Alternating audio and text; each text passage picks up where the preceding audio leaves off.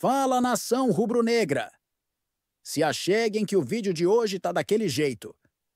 Trouxemos um corte especial do F90 da ESPN, onde Zé Elias e Breyler Pires destrincham o clássico entre Vasco e Flamengo pela semifinal do Cariocão.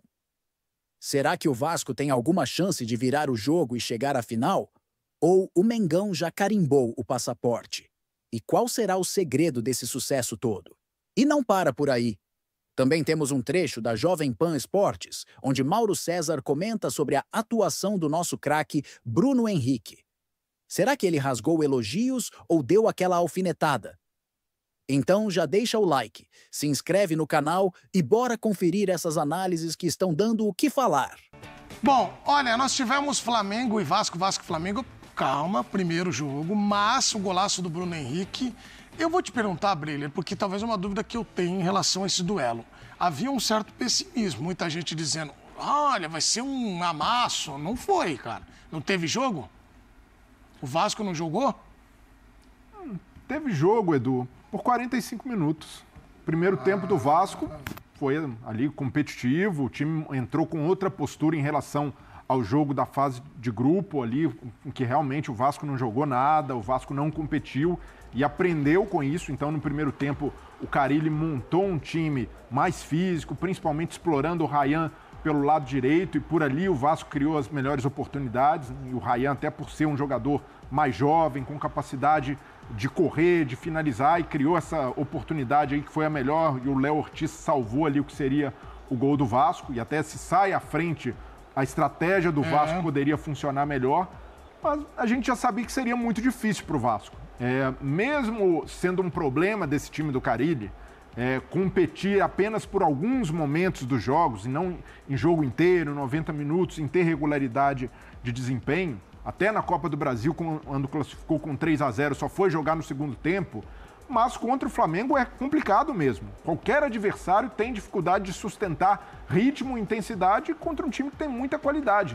O Flamengo no primeiro tempo ficou ali até num jogo muito passivo, e quando se soltou um pouco no segundo tempo, colocou bola na trave, Luiz Araújo ali muito ativo, dando trabalho para a defesa do Vasco, e era questão de tempo para o Flamengo chegar ao gol. O Flamengo era superior no segundo tempo. Fica de consolo para o Vasco o fato de ter competido no primeiro tempo, mas é muito pouco para quem quer desbancar o Flamengo. Para desbancar o Flamengo tem que ser competitivo 90, 100, 120 minutos. E isso o Vasco não conseguiu, pagou caro. E o Bruno Henrique tem estrela em clássico, o 10º gol dele contra o Vasco em clássicos. Até não é uma bola em que ele pega em cheio, mas vai na gaveta, bola indefensável para o Léo Jardim. Então o Vasco tem muitos problemas ainda.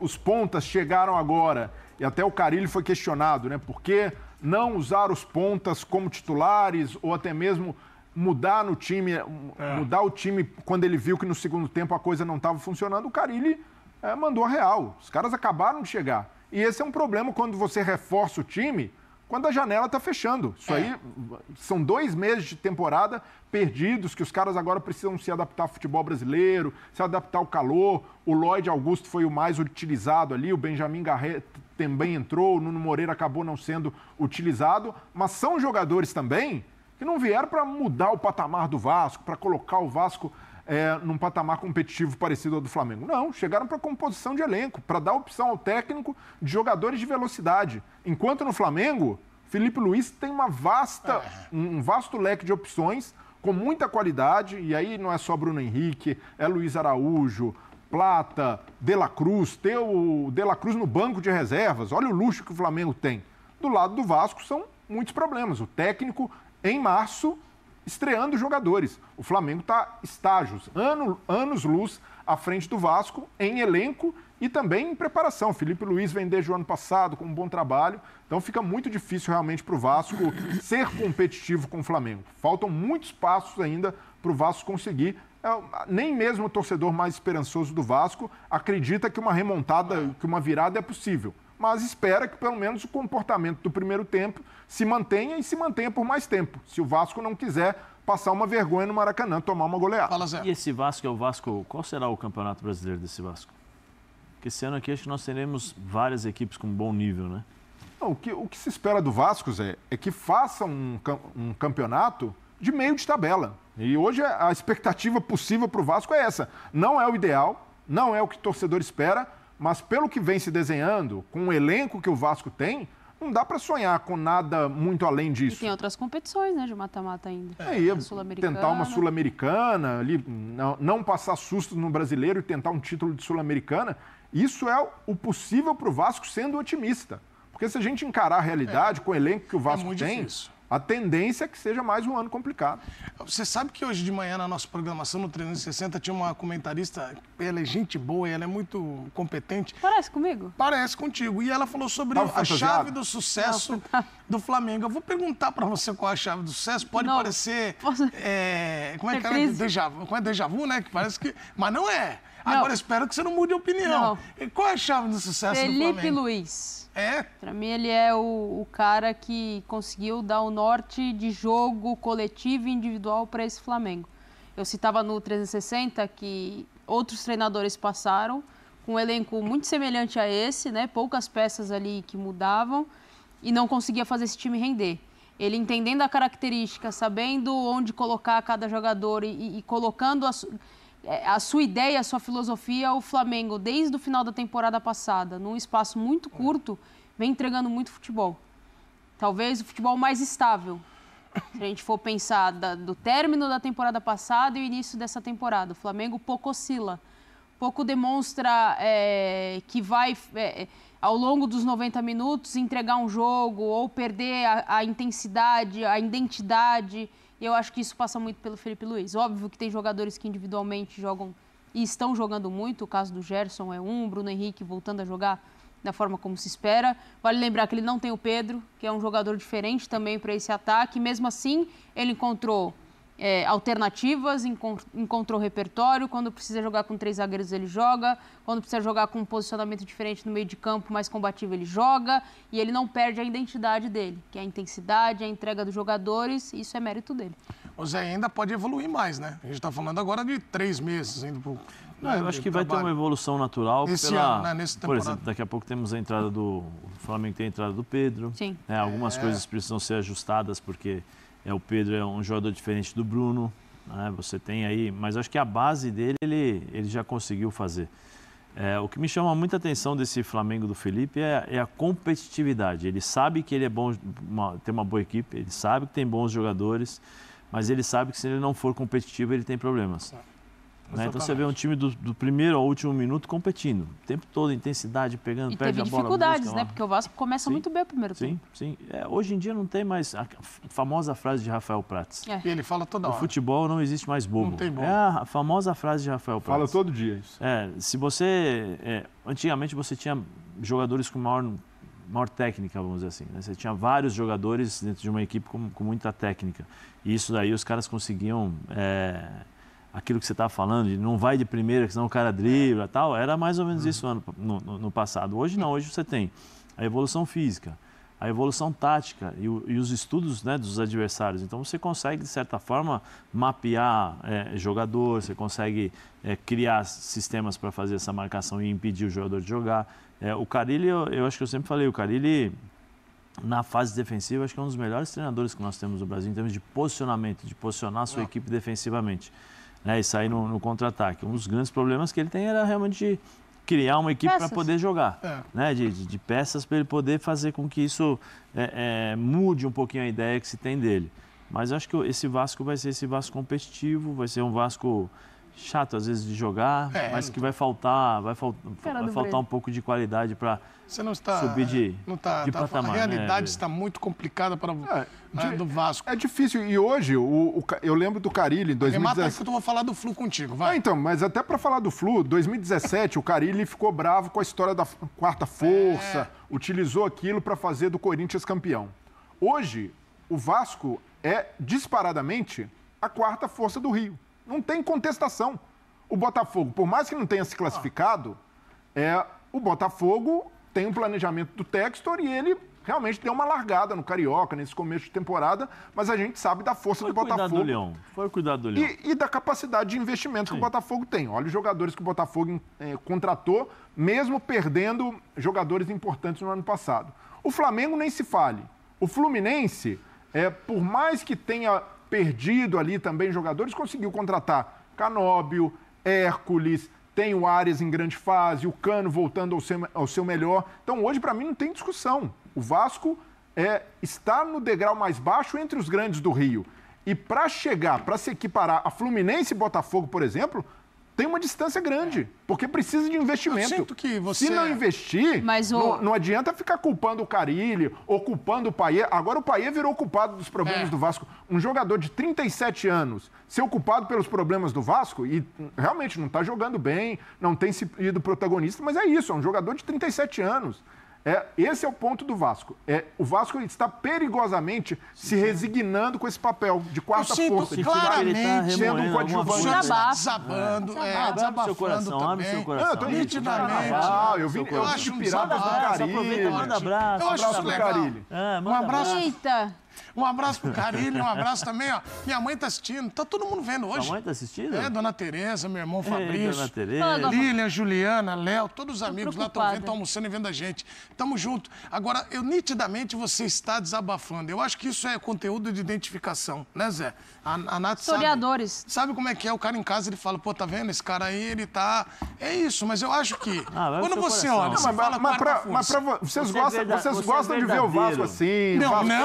Não diga isso. O Vasco não quarta diga força isso. do Rio. Pra vocês isso é maravilhoso. Não sei se os dois Vocês adoram esse papel do Vasco. Olha ali pro Dadinho, a nossa câmera ali, ó. Nossa, maravilhoso.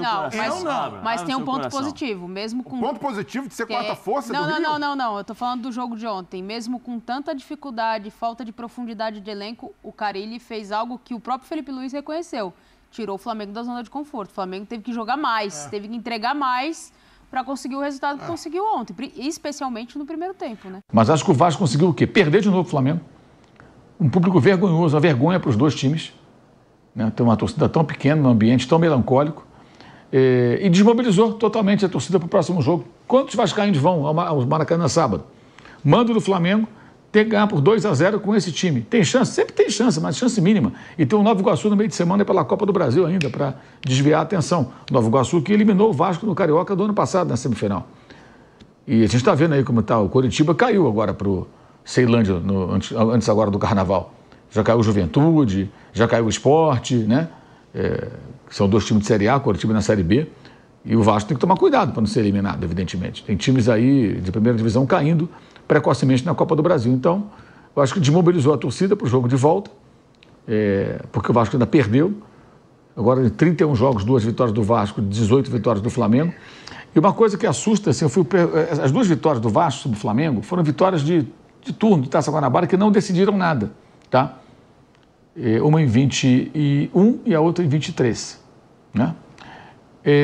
Eu fui pesquisar as últimas vitórias do Vasco eliminando o Flamengo. A última vez foi em 2016, em Manaus. O Maracanã estava cedido para o Comitê Olímpico por conta dos Jogos do Rio de Janeiro. O jogo foi em Manaus. O Vasco vence o Flamengo na semifinal do Carioca por 2-0. O primeiro jogo foi 1-1 e elimina o Flamengo. 2016, gente. Você pega a escalação do Flamengo, era completamente diferente. É o outro momento. E o Vasco estava na Série B. Eurico Miranda era o presidente. Já até morreu o presidente do Vasco, da época. E a última vez que eliminou o Flamengo do Maracanã foi na Copa do Brasil 2015, quando o Eurico reapareceu dizendo que o respeito voltou, o Vasco foi campeão carioca, eliminou o Flamengo da Copa do Brasil, não foi campeão da Copa do Brasil e foi rebaixado à segunda divisão, no mesmo ano o Vasco. Foi em 2015, setembro. Vai fazer 10 anos que o Vasco não elimina o Flamengo no mata-mata, no confronto direto do Maracanã. Então, assim, além das vitórias serem raríssimas nesse recorte da história, os confrontos realmente relevantes para o vascaíno, eliminando seu grande rival, eles estão ficando muito no passado. É assustador. Pode mudar essa história vencendo por 2-0 no próximo sábado no Maracanã. Mas, pelo que vimos nesses últimos jogos, a possibilidade disso acontecer, ela é pequena. Ela existe, evidentemente, mas ela é pequena, pela diferença entre as equipes, né? E o gramado, né? O piso, melhor dizendo, artificial, com o qual nenhum dos dois times está acostumado. Então, nem isso era uma vantagem para o Vasco, né? Se bem que a gente, pensando nisso, em alguns momentos é até engraçado. Nós vimos quinta-feira o Botafogo jogando no seu habitat contra o Racing, que não joga em piso assim nunca, porque na Argentina não tem esse negócio, né? Na primeira divisão argentina ninguém joga em piso de plástico, gramado artificial, piso artificial, né? Negócio de raspa de coco, cortiça, borracha, não tem. É grama, terra mesmo, sabe? grama, de verdade. E o Racing deitou e rolou em cima do Botafogo. Curioso isso, né? Então, mesmo esse fator campo, às vezes prevalece, em outras vezes não. E ali era um ambiente estranho para os dois times, né? E eu acho que o Bruno Henrique está mostrando uma longevidade muito importante, né? Especialmente com a adaptação aos poucos à função de centroavante, que exige menos fisicamente, menos corrida, menos desgaste com piques e mais piques que ele faz quando joga naquela sua função original, digamos assim. E tem sido muito decisivo. Ele foi importante na Copa do Brasil, ele foi importante na Supercopa, né? Quando fez os gols, 2 gols do Flamengo, de pênalti que ele sofreu, o outro ele chutando de forma espetacular também, como o chute de ontem. Está no 2º ano de contrato desses 3 anos que ele renovou na virada de 2023 para 2024. O contrato dele vai até o final do ano que vem, né? Quando ele estará completando, no final do ano, dia 30 de dezembro, 36 anos, ele agora tem 34, faz 35 no penúltimo dia de 2025. E é um jogador que começou a carreira com 23 anos, quando ele assinou o primeiro contrato profissional. Curioso isso, né? 23 anos. Se ele tivesse tido base, como o caso do Hendrick, que tem 17, já está vendido, tivesse tido base, tivesse começado mais cedo, ele poderia ter sido um jogador ainda melhor, porque ele começou tarde, né? Mas parece que vai terminar tarde a carreira, sendo ainda um jogador importante, decisivo. E eu acho, sinceramente, que de todos os jogadores, sem exceção, tá? Que passaram pelo Flamengo nesse período de glórias, embora não seja muito midiático e tal, e nem seja talvez o mais craque, eu acho que ele é o que mais merece ser tratado como ídolo e merece, no futuro, ser muito lembrado na galeria dos maiores jogadores da história do Flamengo. O Bruno Henrique é um jogador gigantesco na história desse clube. Para mim, de todos esses que jogaram... maior que o Gabigol, Mauro? Maior do que todos. Para mim, ele é maior do que todos. Porque é um conjunto, Thiago. Não é só porque fez um gol decisivo. É porque joga, porque decide, porque honra a camisa, não cria problema com o clube. Quando parece que ele está no final da carreira, ele mostra que não. Gosta de jogo grande. É generoso, não é só ele fazendo gol. É ele criando... Porra, o que ele faz na final de 2019? A jogada do gol, do empate. Foi dele, o Flamengo não estava fazendo nada. A jogada foi toda dele. Não fazendo nada, não. O segundo tempo do Flamengo foi bom. Já era para ter empatado. Esse jogo você precisa rever. O primeiro tempo é do River, o segundo tempo é todo do Flamengo. O Armani faz defesa, o Flamengo perde chances. Mas no final do jogo, 43 minutos, o cara consegue fazer aquela jogada. Quer dizer, é um jogador muito diferente, um jogador que tem muitas qualidades, né? E ele continua sendo eficiente, ele continua decidindo. Ontem o jogo ele estava meio subido do jogo, o jogo não estava muito bom para ele. Até pela posição, ele está se adaptando a ser centroavante. Aí quando a bola vem, ele vai e faz aquele gol espetacular. Não é casualidade, não é sorte, como falou o Verratti. É competência, mas claro que tem uma dose de sorte. Se acertar um chute daquele, se a sorte não ajudar, ela vai na trave, não entra. Se você tiver com azar. Mas é a qualidade do cara. E se você olhar, você vai encontrar alguns com altos e baixos, fases muito negativas, muitas lesões, né? Ele teve uma lesão grave, se recuperou, voltou bem. Ele está sempre ali disponível, presente, não enche o saco, não cria problema, respeita a torcida, respeita a camisa. Ele pode ter tido um problema ou outro aí fora aí de campo na vida dele, aí nas outras coisas. Agora, como já teve aí a questão de aposta, que está uma situação ainda indefinida, teve uma questão de carteira de motorista lá atrás. Agora, estou falando no clube, no dia a dia e jogando. Não dá problema, cara. Pode ver, não tem problema. Tem jogador que dá problema aqui, dá problema ali, tem jogador que só pensa em si. Ele não é assim. Então, assim, como ele não é midiático, não é atuante em rede social, o seu momento mais midiático foi com uma certa simplicidade que ele tem, tá? Ele soltou a famosa frase outro patamar, né? Depois de um jogo, justamente um jogo Flamengo e Vasco, foi a frase mais marcante dele. Então, acho que assim, ele talvez não tenha esse carisma midiático desse tempo de redes sociais, mas, cara, o que esse cara faz pelo clube é um negócio absurdo, cara. Você para pensar, para ver e continua.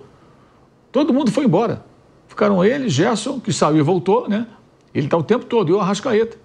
Você vê, o Arrascaeta ontem não jogou nada. O Arrascaeta é um jogador genial, super importante também na história do clube, mas ele tem altos e baixos. Ontem ele teve uma jogada no primeiro tempo que ele se atrapalhou com a bola e foi até constrangedor para um jogador desse nível, né? Claro que é um erro, ele pode se recuperar, deve se recuperar, mas acho que é impressionante como o Bruno Henrique sempre, sabe, decisivo e muito mais trabalhando em silêncio, né? E quando o Pedro voltar, aí vai ser até uma questão para o Felipe resolver.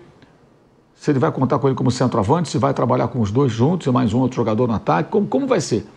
Ele pode jogar ainda pelo lado do campo, pode jogar como centroavante se ele realmente se adaptar. Eu acho que ele ainda está num processo de adaptação e bem importante que ele se adapte bem, porque passa a dar mais opções para o treinador, né?